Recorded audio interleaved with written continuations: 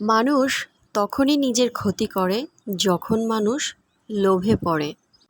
তাই আপনি যদি আপনার ক্ষতি করতে না চান তাহলে লোভ থেকে হাজার হাত দূরে থাকুন। তাই লোভকে কখনো প্রশ্রয় দেওয়া যাবে না।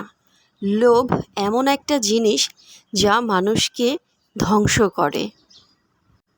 লোভটা হচ্ছে কোনো কিছু পাওয়ার ইচ্ছা, যেভাবেই হোক সেই জিনিসটা হাসিল করার ইচ্ছা। আর এই অতিরিক্ত লোভের কারণেই মানুষ বিপদে পতিত হয়। এই লোভের কারণে লাভ কিন্তু কিছুই হয় না, ক্ষতির পাল্লাটা ভারী হয়ে যায়।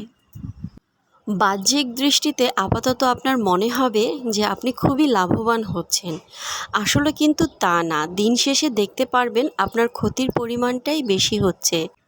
আর যে নিজের ক্ষতি করে তার চেয়ে বোকা আর কেউ হতে পারে না। লোভ থেকে আমরা যে কাজটা করছি সেই কাজটা অন্যায়। লোভে পড়ে যে কাজটা করছি সেটা ভীষণ অপরাধ। তা আপনি এখন না বুঝতে পারলেও একটা সময় গিয়ে ঠিকই বুঝতে পারবেন। লোভ আমাদেরকে বাধ্য করে যে কাজগুলো করতে, সে কাজগুলো থেকে আমাদের কখনো কোনো সুফল বয়ে আনতে পারে না। তাই নিজের যতটুকু যাই আছে তাই নিয়ে সন্তুষ্ট থাকার চেষ্টা করুন। আর এই লোভের পথ থেকে নিজেকে দূরে রাখুন, শান্তিতে থাকুন, ভালো থাকুন।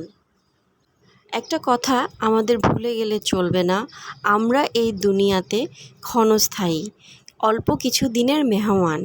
সৃষ্টিকর্তা আপনাকে যেভাবে রেখেছে সেভাবেই শুকরিয়া আদায় করতে হবে।